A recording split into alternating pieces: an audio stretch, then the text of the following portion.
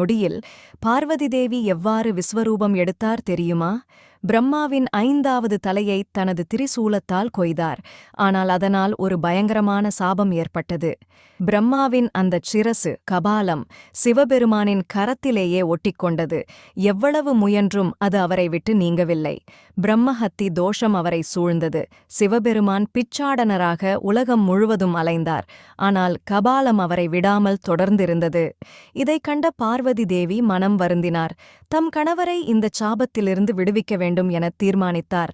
மகாவிஷ்ணுவின் அறிவுரைப்படி அவர் சிவபெருமானை தண்டகாரண்யம் என அழைக்கப்படும் மேல்மலையனூர் மயானத்திற்கு அழைத்து வந்தார். அங்கு மயானத்தின் நடுவில் தன் கருணையாலும் ஞானத்தாலும் நிறைந்த பார்வதி தேவி சுவையான அன்னத்தைச் சமைத்தார். பக்தியுடன் அதனை சிவபெருமானின் கையில் இருந்த கபாலத்திற்கு ஊட்டினார். கபாலம் அந்த அன்னத்தை உண்டு மகிழ்ந்தது. பின்னர் மீதமிருந்த உணவை சூரையை வேண்டுமென்றே தரையில் சிதறவிட்டார். தரையில் பரவியிருந்த அந்த அன்னத்தின் மணமும் ருசியும் கபாலத்தை ஈர்த்தது. மேலும் வேண்டி அது சிவபெருமானின் கையை விட்டு கீழே இறங்கி தரையில் இருந்த உணவை உண்ணத் தொடங்கியது. அந்த நொடியில் பார்வதி தேவி தன் விஸ்வரூபத்தை எடுத்தார்.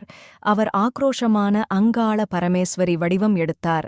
தீப்பொறி போன்ற கண்கள், அகண்ட சக்தி, பரம ஒளி, அந்த மயானமே நடுங்கியது. தன் வலது தரையில் பரவியிருந்த அந்த அன்னத்தின் மணமும் ருசியும் கபாலத்தை ஈர்த்தது. மேலும் வேண்டி அது சிவபெருமானின் கையை விட்டு கீழே இறங்கி தரையில் இருந்த உணவை உண்ணத் தொடங்கியது. அந்த நொடியில் பார்வதி தேவி தன் விஸ்வரூபத்தை எடுத்தார். அவர் ஆக்ரோஷமான அங்காள பரமேஸ்வரி வடிவம் எடுத்தார். தீப்பொறி போன்ற கண்கள், அகண்ட சக்தி, பரம ஒளி, அந்த மயானமே நடுங்கியது. தன் வலது காலால் கீழே இருந்த கபாலத்தை மிதித்து தரையோடு அழுத்தி அடக்கினார். அந்தச் சாபம் அங்கேயே முடிவுற்றது. சிவபெருமான் பிரம்மஹத்தி தோஷத்திலிருந்து விடுபட்டார்.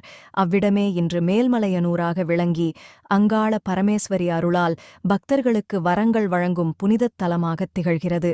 திருச்சிற்றம்பலம்.